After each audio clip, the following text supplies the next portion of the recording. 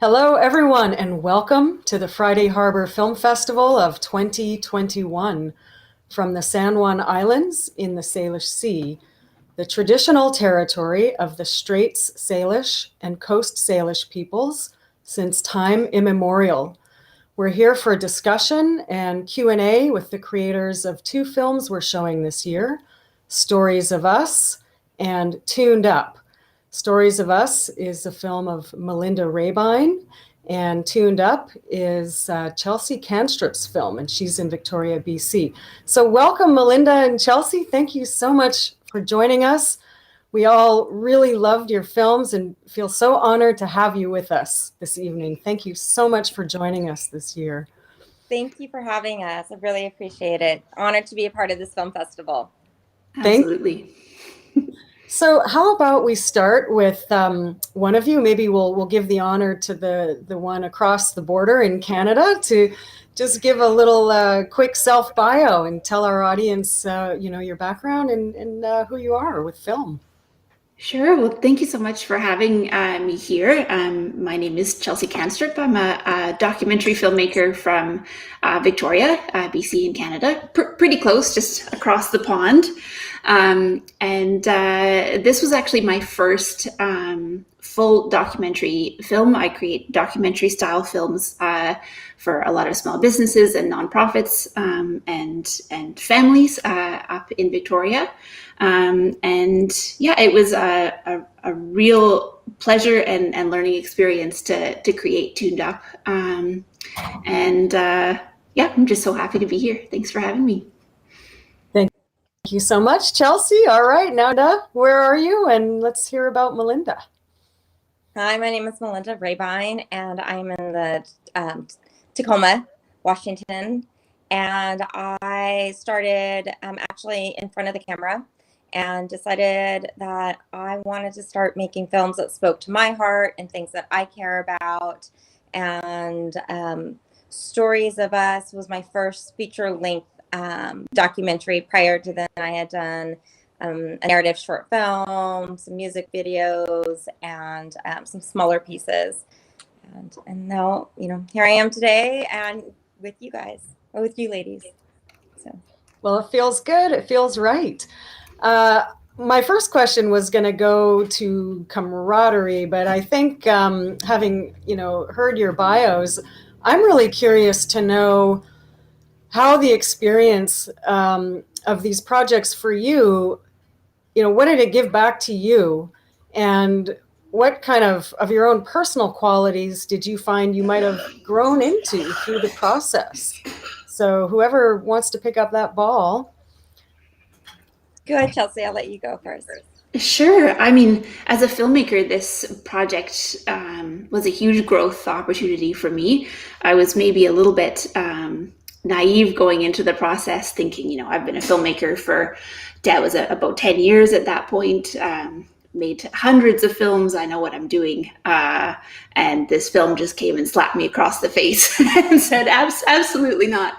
But the feeling of, being able to finish that and put together something that I was really proud of was well worth the pain and the growth. Personally, making a film on sustainability and seeing what other people were doing in my community was a huge moment of personal growth for me as well. Cats are always the best. I've got one that'll probably come over in a minute. He might come back up again, so he's very friendly. Sorry about that. Well, that's okay. Yeah, I've made a lot of changes in my personal life since working on this film, and just being inspired to do more. Yeah, it's been really wonderful. I think it's something that you can inspire others through filmmaking, but I think that for me personally, I feel like I get way more back than I ever give to a film. Thanks a lot. That sounds fantastic. We're never the same person twice, are we, as we travel down our path? Absolutely. Yeah, great. Well, let's hear our second perspective. It's just like Chelsea says, I think we grow from the call it product, the film that we create, and being able to do Stories of Us Camp Second Chance gave me a deeper understanding about myself. And also the homeless community, and when saying myself is, I think sometimes we go in and as being a filmmaker that looks at social justice issues, and I feel like I've got this caring heart and I care about what's happening and want to share that with the world. But as my film reveals, because there's personal insights that I share with the audience, and I think one of the things that I open up with, and it was really hard, and I was really embarrassed by it for a long time, and I didn't share it with the residents of the camp, and they didn't hear about it until they saw it at the opening night screening when we had the premiere. And that's the fact is, like, as much as I wanted to give a voice to the homeless community, when it came to the opportunity of going out of the camp and being out in public and being in public for the first time, I think at that time I had been at the camp for 4 days. So, I only knew the camp and I only knew the surroundings, and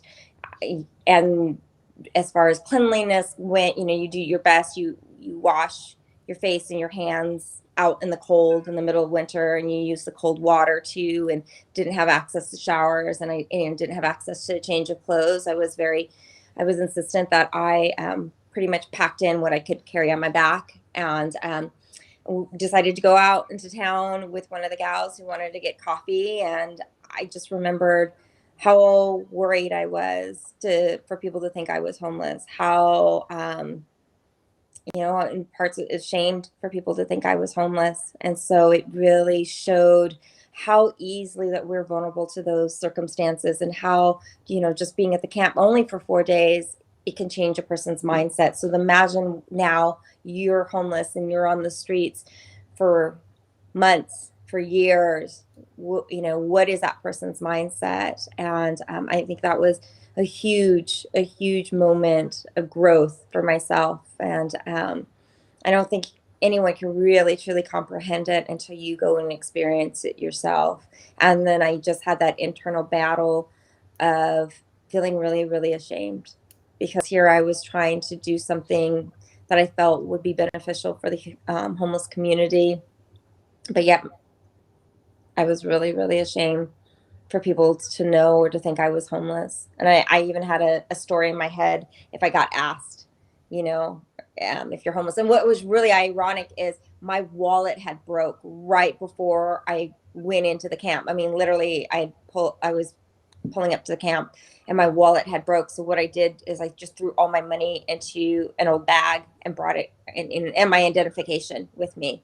So, whatever you want to say out there, universe, God, spirit, but it was like, creator was like, okay, you want to do this. And it was just, we're going to do it. And I ended up going to the coffee stand, and I had to pull out this bag and sift through this bag to try to find, money and stuff. So it was, very extremely humbling experience. Well, Melinda, it really showed. And I think myself and probably a lot of people really appreciated your authenticity of expressing that in the movie. It really relays that you don't have to be perfect in order to help those around you. Thank you. Thank you. Appreciate that. Yeah. So let's see. Camaraderie, pioneering, making the most of the tools that you have at hand, caring for one another. These things seem to sum up both of your films in many ways. And the people in your films are really energized from this. What are your thoughts about that, about these experiences and these aspects of, what you explored in the film? Go ahead, Chelsea. Gosh, I mean, I think one thing that I was really inspired by, Pat and Laura, is the community that they have around them, and the way that impact kind of comes back and forth, and not just the the people that they have in their personal life, but the community of fans, and through their work with the Jellyfish Project. And that's something that, you can see with each of these individual people, those little actions that they make ripple out so widely. Yeah, that was something that I was really inspired by, is that, obviously the bus is a massive undertaking. Converting a bus to run on vegetable oil that you then live in and also tour with your band across the country is out of the realm of possibility for a lot of people. But taking that inspiration and finding something that you are passionate about, and that you are skilled at, and finding that way to give back, and to make an impact. It's inspiring, and I think it ripples out a lot throughout the community. Right. I think I saw a lot of that in Second Chance Camp. I mean, people just took whatever they were good at and put it to use, and I think that moment of seeing them all speaking in the legislative hearing, was it? I mean, wow, talk about democracy in action after all that. How did you feel? Were you there, Melinda, when they spoke to the politicians, or how did you feel about that? I was not there. I actually, at the time I was really, really sick in 2019. So wasn't able to be there. I followed what was happening through the camp because I'm connected with pretty much everyone that you saw in the film. We've stayed connected and saw what was happening, and through social media, and reached out and asked if I could use the still footages that were available, and the dialogue that was, spoken at the Senate. But I think given anybody a chance and an opportunity to share who they are, their story, you'll find that there's a remarkable human being in each one of us, that there is a spirit of resiliency that might be battered and torn down because of certain circumstances. But if you gave them the chance to talk and we just listen to one another, I think we would find remarkable stories in each of us. And I feel like Camp Second Chance shows you what's possible when given in the right environment of nourishment, of support, of guidance. And you can flourish, and you can become what you hope to be, and in a lot of cases more than you've even dreamed of. And we see that in the film. And it was a phenomenal camp. A camp that was founded by the homeless community who knew that they deserved better and that they could give themselves better. And they did that. They sure did. It kind of brings to mind, if you don't agree or you don't think it can be done, well, at least just don't stop the people who are doing it. Exactly. There is a quote that says, it's something to that effect, is like, don't tell someone who's doing the impossible that it's impossible. Right. And that kind of brings me to Pat Ferguson. Wow, what a dynamo. Oh my gosh. Pat is one of those people that you meet and just think everyone needs to know Pat. I would watch a TV show of, I know him personally, but I would still watch a TV show of Pat every week. But he's got this very extraordinarily humble, just way of being. He's good at so many things. And if he doesn't know something, he's just on the internet and then he knows it. And it was just fascinating to watch him with that bus and doing things that, I still have no idea half of the things he was doing as I was filming him.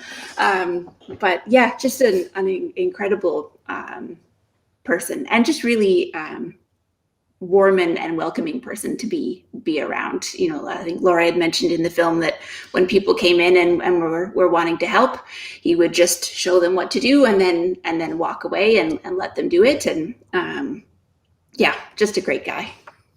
Well, he and Laura are a pretty dynamic duo. I found myself wondering how on earth do they have this successful music band? I mean, they're well known, they're out there touring, and their music is just insanely beautiful. And yet they're doing all of this other stuff. How do you think they juggle all of this? I mean, I've seen it firsthand, and it's just passion. A very strong passion for everything that they do, and the fact that their environmentalism is woven into the music. Like, there's no separating the work that they do for the environment and the work that they do in music. It's, if you listen closely to the lyrics and the themes, it's woven into everything. And so I think for them, it's just kind of, you can't do one without the other. I won't put words in their mouths, but I think that Laura, would say that, they have this platform, and why wouldn't you use it to speak to something that is so important? That really came across in your film, Chelsea. I think it came across. Yeah, thank you for reiterating that. We have one person in the audience who would like to know how far along the bus has come. Yes, it is done now. So we finished the film in 2019. Time has stood still since COVID, so I'm trying to get the timing right. But it hasn't been out on a tour. I believe they finished everything just as COVID hit. So they're living in it for now. I think itching to get it out on the open road to go for a big jaunt. Well, do you think you might do a little filming of that and do a little social media so we can all watch it?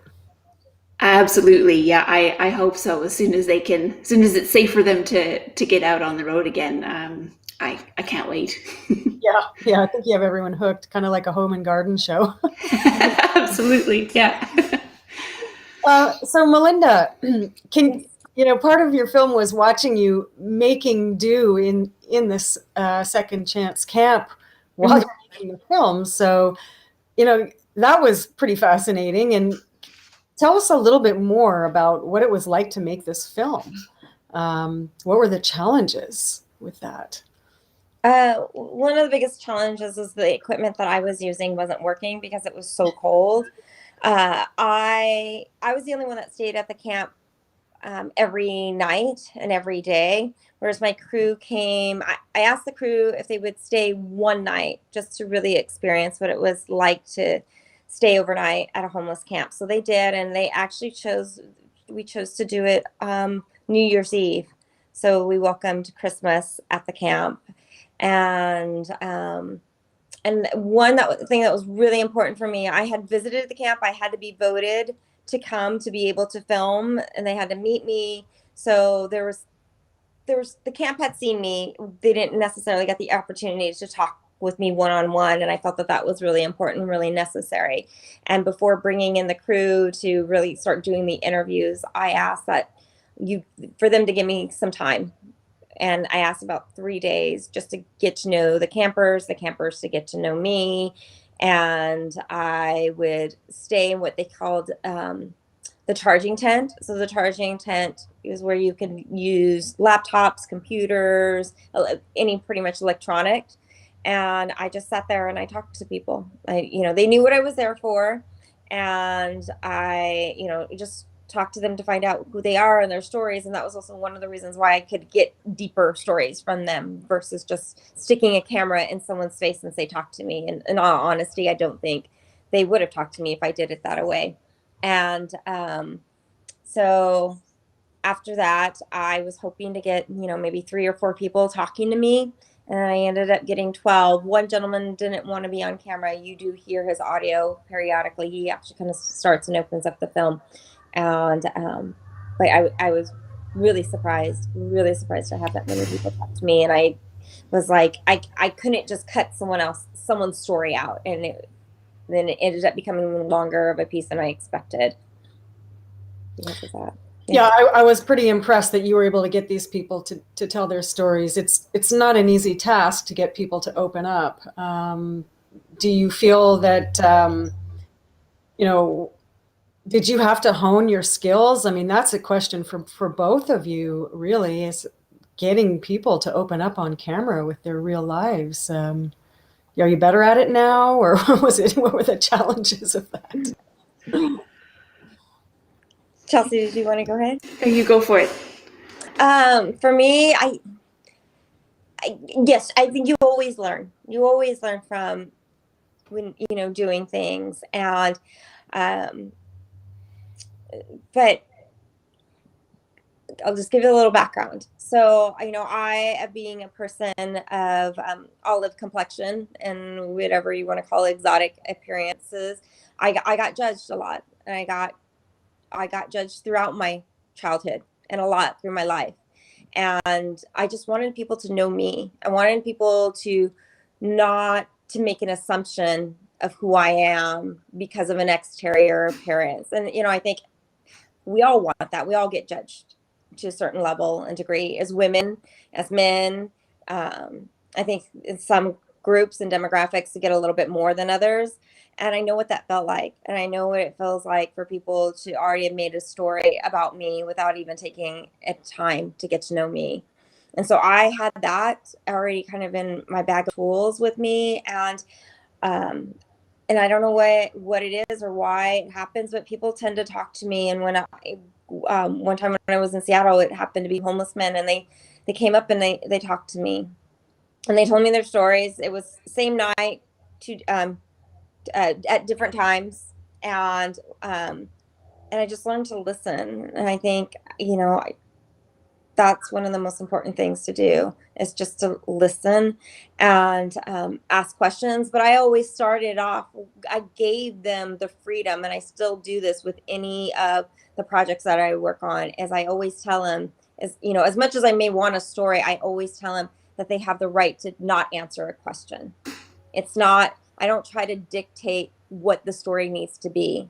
And I think that's really important. And I think it's also very important that I do my homework. And I know when I get asked to work and do videos for people, I want to spend that time with them first, and get to know who they are before I start creating something for them. When I work with organizations and doing pieces for them, or when I work on, I'm doing a project right now, and it's a pretty intense project. And I want to allow the person to feel that they have that safety net of sharing or not sharing. And yeah, and one of the biggest things I've learned, I don't know, Chelsea, if you've ever had to deal with this, but for me, I'm like, yes, in the middle while they're talking. So my editor's like, Melinda, you can't do that while they're talking, because I can't take that sound out. I can't take your agreement out. So in some ways it feels kind of like I'm forcing myself not to deeply interact as I normally do, and I have to pull myself back, but still show them that I care and I'm still engaged, and what they have to say is still really important. So those are kind of the things that I've gotten from it, and a little back history too. Absolutely. That being able to interact and respond with someone without making any noise. I mean, I'm doing it while it's like you have to use your face so much, and your body language. And I'm also the editor most of the time. I work a lot on my own. So that was a lesson I learned real fast, because it's annoying when someone else does it, but when you do it and then you're editing afterwards, no, what were you thinking? Yeah, I think for me, the biggest challenge with this one, and part of that, like really getting to know people and the story before you get into those deep interviews, is I went on tour with Carmana in their truck and trailer by myself for about a week and a half to get the footage of them on the road. And so it was me and as much gear as I could fit in a backpack, directing, producing, filming. In the truck, there's 6 people in the band, and then me. So we were all in the truck and sleeping in the trailer. Luckily, I knew the band ahead of time, maybe not well enough to be, in that tight quarters for that amount of time.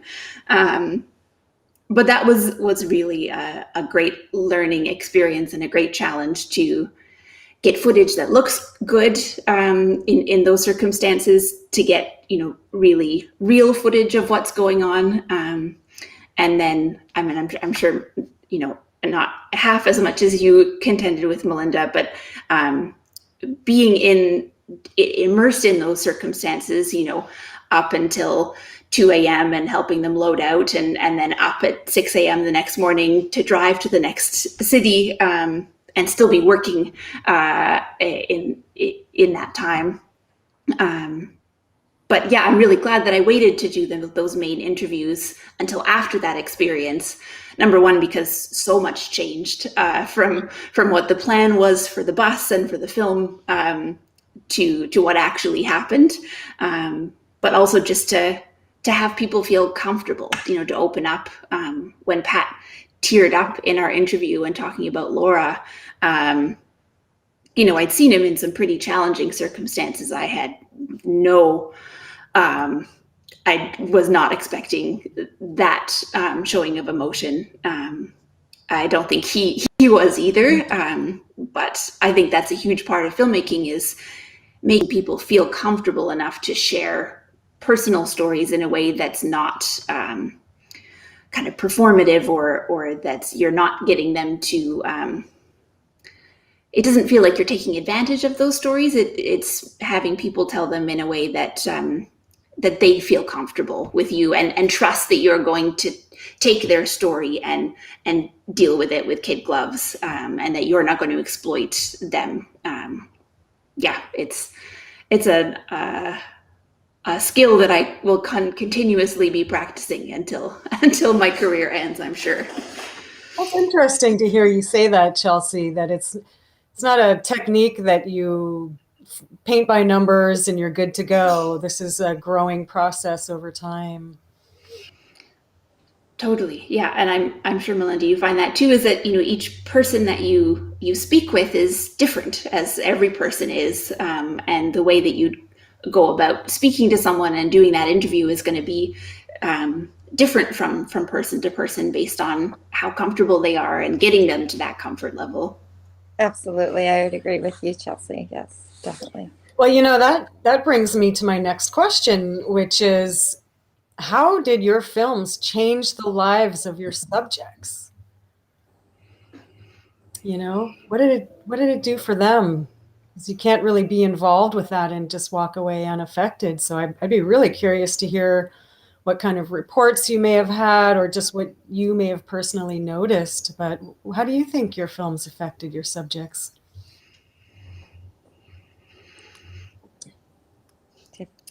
Preference? I know I'm so bad. I should shoot it to one person. Yeah. I know.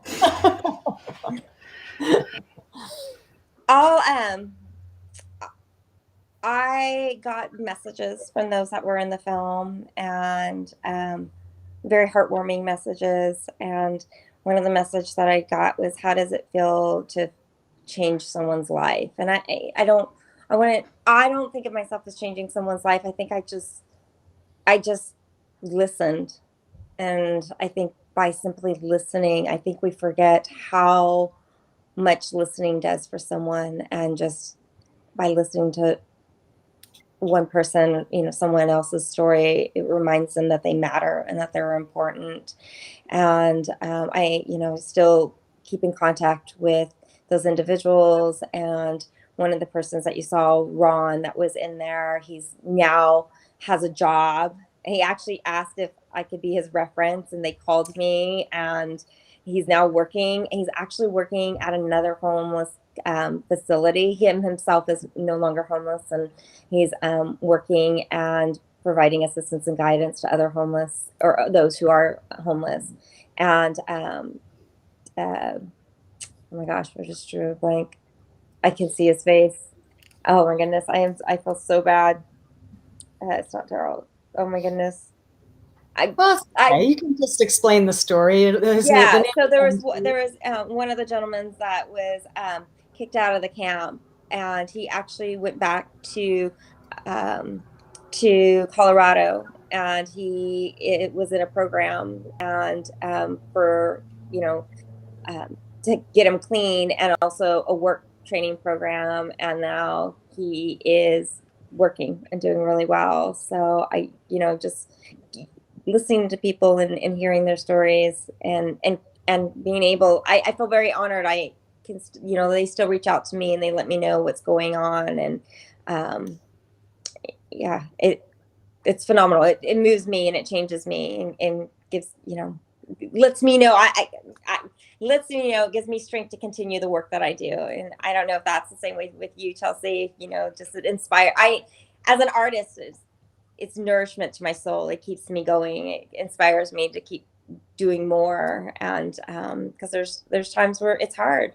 You're working in the middle of the story. I'm working on the middle of the story right now, and I'm wondering if I'm doing a good job, or tearing it to bits and pieces. And Chelsea, I don't know, being an editor and everything, you might have that same experience, and you just wonder if you're doing it right and is it the best job possible. And then you get those feedbacks from people that you've featured in films, and then you're like, okay, yes, it gives me that next step to keep going.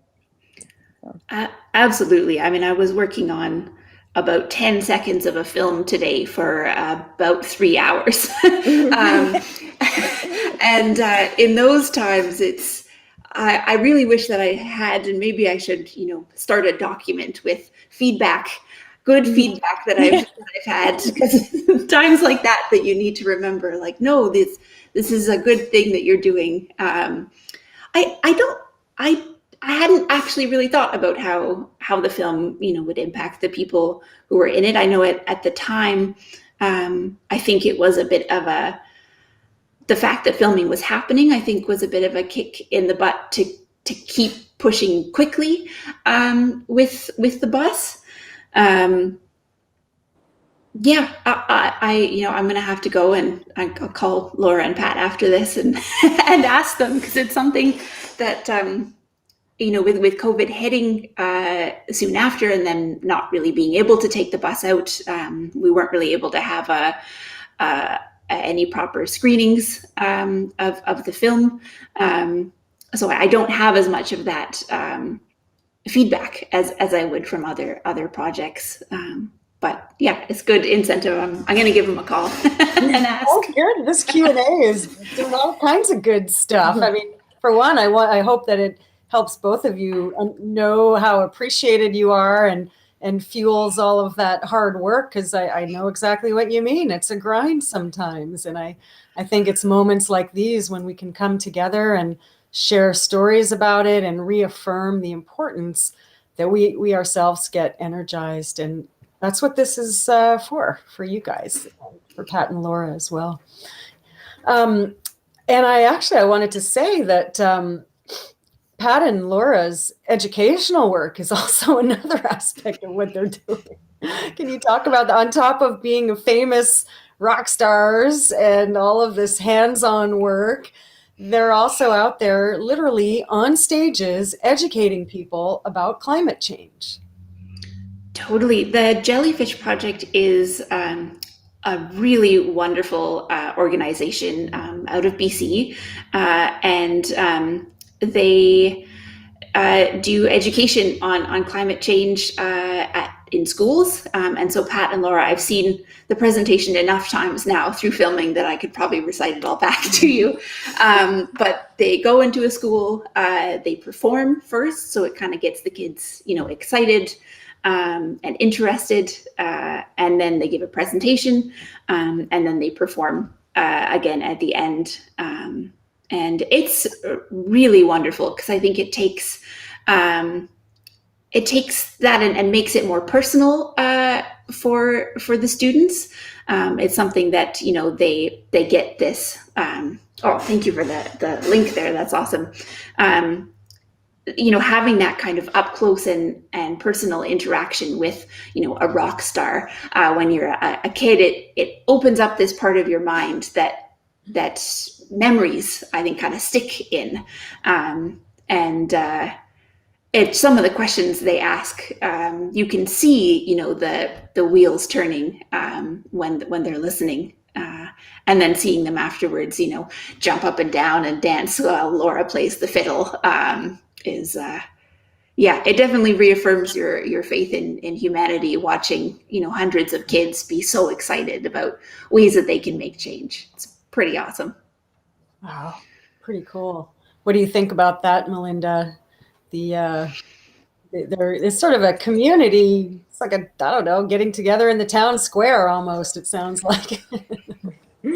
Sounds like a lot of fun and a great way to educate the community and kids. And I think teaching people at a young age on how to preserve and to nourish and to honor Mother Earth, and that we're responsible as caretakers of her, could bring about remarkable change.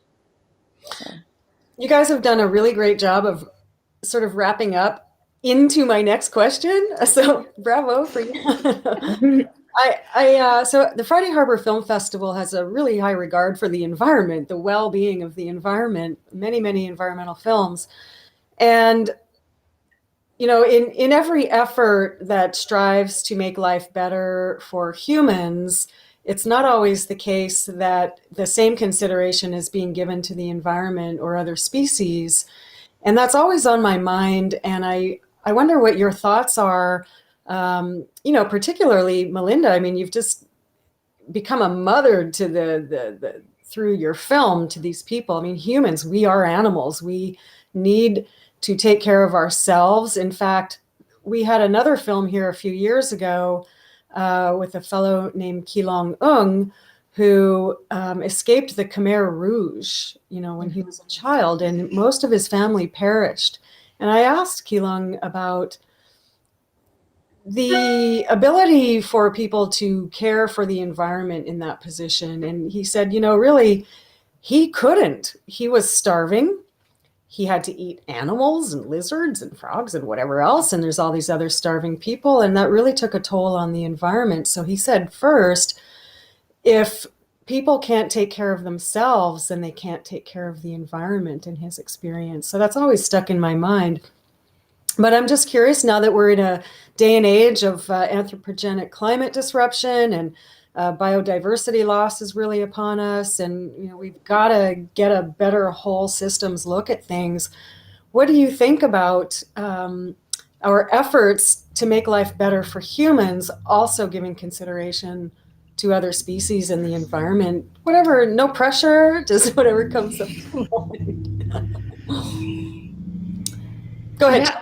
Sure. I mean, one thing that I really loved about, talking to Pat and Laura is that for them, the environmental impact of what they're doing is obviously very important, but it comes out of need as well. And so for them, using used vegetable oil to tour on, it's great for the environment, but it's also way less expensive. And, as a band that's kind of working their way up the ranks, touring with gasoline, it sometimes makes it impossible for people to go and take those trips when you're not making as much money from the shows. And so it's kind of born out of necessity. So I think that a lot of times those things can go hand in hand, that it can be something that is better for us as humans, and also has an impact on the environment. I think there's this kind of view that, especially in Western culture, that it's this this new thought, environmentalism and being green, but a lot of these concepts we've just forgotten.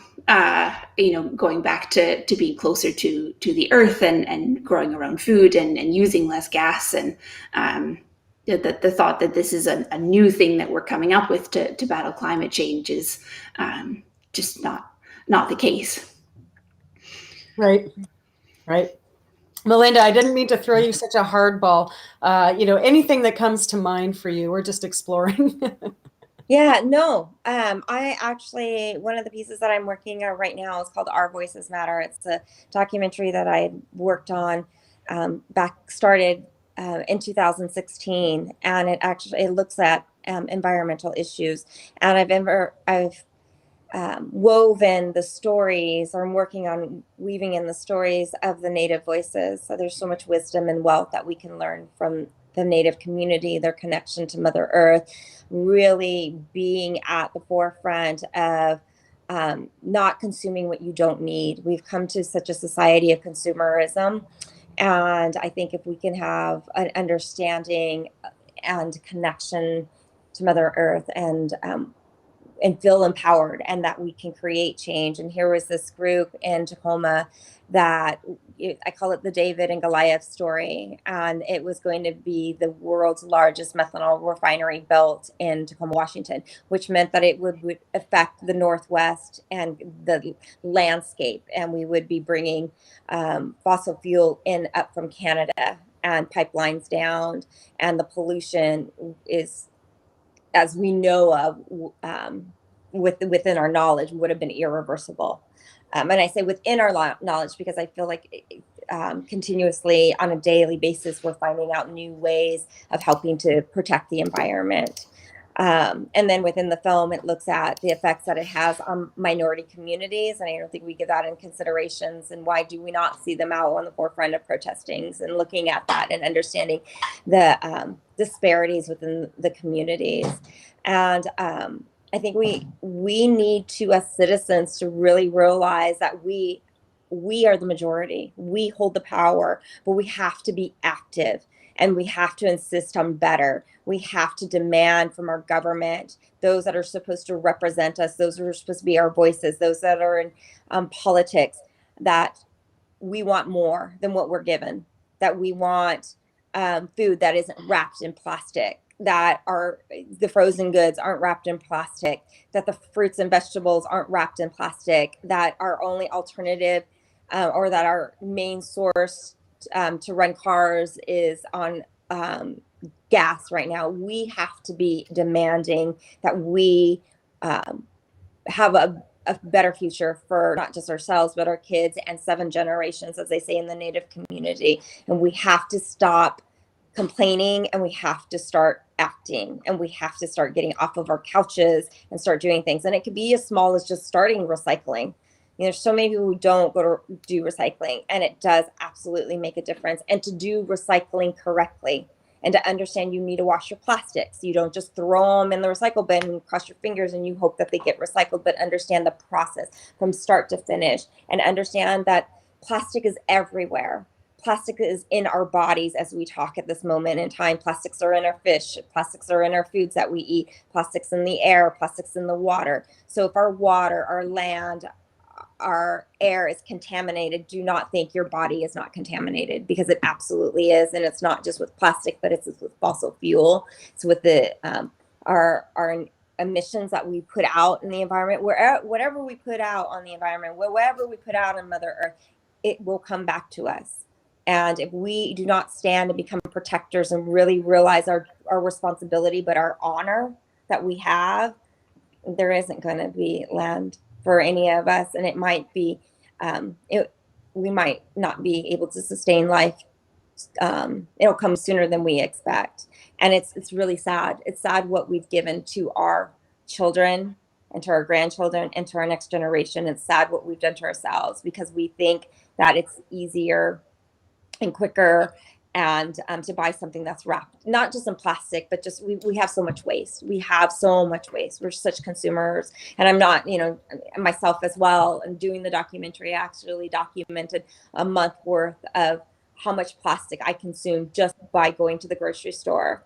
And that's something that we can reach out to our legislators. We can reach out to corporations and demand better. And also there's one other thing that came to mind.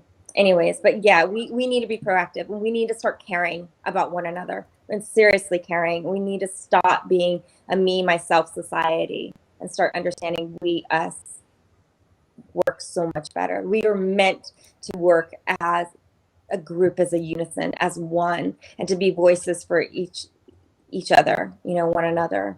And, you know, hopefully by telling stories and being able to open up people's eyes, because doing that documentary opened up my eyes. I remember hearing Chelsea saying, you know, this documentary that she did made her open up her eyes, and doing this documentary on Our Voices Matter made me realize how much, even though I thought I was careful, how much of really of a wasteful consumer I was. And yeah, if I have to get a Ziploc bag, my friend laughs at me, but I'll wash it out again and I'll reuse it, because I know what happens to it, and I know what it does to our environment and the animals. And we've been given a great, great, great gift and an honor to be the protectors of Mother Earth. And we need to stop trying to find another planet to live on. Like, this is our planet. We have to know that this is our home. And would you ever let someone deface your home as we've done to the earth? So anyways, obviously it's something I'm a little passionate about. I can't wait to watch that film. Thank you. I did not throw you a hardball at all. Nope, not at all. And secondly, I think the state Senate seats might be opening up at some point, the governor's seat. That stuff's all going to open up for you sometime sooner or later. So just let us know when you're going to run. Thank you. Thank you so much, Melinda. I mean, seriously, just tell it like it is. The day has come. Yes. Well, we know what you're working on then, Melinda, and just so thrilled. And stay in touch with us and keep us posted. But Chelsea, where are you headed? Yeah, I mean, I'm just finishing up kind of. I'm finding that I'm making these films in between shorts and full lengths. I really like that half an hour length. But I'm just finishing up a film for a local nonprofit organization here in Victoria called Help Fill a Dream. And it's their 35th anniversary. So we've gone back and taken a look at 35 years of what they've done for the community and put together a little documentary for them. And I'm excited. That'll be coming out next month. So stay tuned. I feel like anytime I say the word tuned now, after making this documentary, it feels like a bad pun, but We like puns. We like puns. I like puns too. So it's not a bad thing. Well, I hope that at some point for one of your future projects, we'll actually get to see you on San Juan Islands. And likewise, Melinda, to have you here and host you and do all the elbow rubbing and sitting around drinking tea or a beer or whatever, because it's a lot of fun. And I know our hosts here at the Friday Harbor Film Festival are very welcoming to all you folks. It's a lot of fun. I just am so thrilled that people like you take the initiative to follow your dreams, utilize your talents, develop your talents, and share them all with us. It takes a lot of work to do it. And, not only yourselves, but the people in your films have all rolled up their sleeves and gotten involved. And the beauty of it all is that we're all just normal people. There's no one excluded from doing that. In fact, I thought Pat and Laura, for all of their musical accomplishments, are very humble. And it just feels like this is something that anybody can engage with. And the spirit behind it is so strong. And the two of you have been channels for that. So I just want to extend my great appreciation for what you've done, and that I'm looking forward to the next projects that come out of you guys, and to keep inspiring people. Thank you. Wonderful. Thank you so much. And thanks for having us. This has been wonderful and so nice to meet you, Melinda. So nice to meet you, Chelsea. And again, yes, thank you. Just want to reiterate what Chelsea said. Thank you so much for having me on, and I'm giving my film a voice, I think, and being a voice for the homeless community, because without film festivals, we wouldn't have vessels to be able to share our work and to be able to continue to do our work. And I don't know if you know, I know for myself, I don't know, Chelsea, I don't want to speak for you, but, you know, for people who are interested to see my work, you can find my stuff on, you know, YouTube. I have my own website, and it helps us or I know it helps me to get my name out there, and which allows me to keep doing the work that I'm doing. So Totally. It's a group effort, isn't it? yes. We're all part of an ecosystem together. Chelsea, what can people do to keep tabs on your work? Where can they go? I mean, all the internet places, Vimeo, Facebook, website, Instagram, all the internet in general. There we go. That's a common place for us all. Well, I look forward to the day we can all be in a room together and share a glass of wine, and please extend a big hello and a big hug from everyone at the Friday Harbor Film Festival to all the folks in your movie, all the folks at Second Chance Camp, and to Pat and Laura and the other folks in their band and people who are part of their community. Tell them that everyone at the Friday Harbor Film Festival really appreciates their involvement and really enjoyed hearing about their story. So thank you so much for joining us tonight. Awesome. Thanks so much. Thank you. Thank you for having us. Have a good night. Take care, everyone.